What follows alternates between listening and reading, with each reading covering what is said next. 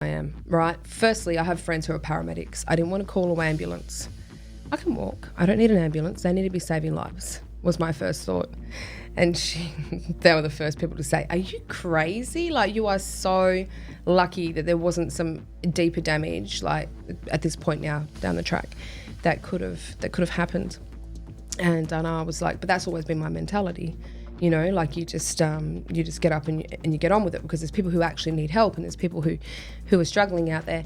And I went into the emergency, and even whilst I was laying in the bed in emergency with a neck brace on, and they'd cut my clothes off and everything else, because I lost feeling in my legs at that point.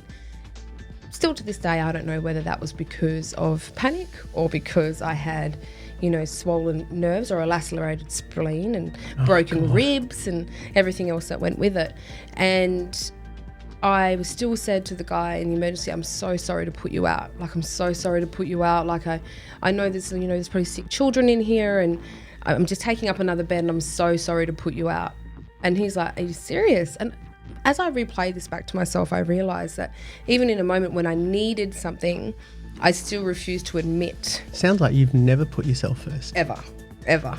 So that car accident was a major wake-up call for me, like that was a huge wake-up call. So I was in hospital then for 4 days afterwards in a neck brace. I had to pee into a bloody pan on the bed and have a catheter in and all that kind of thing.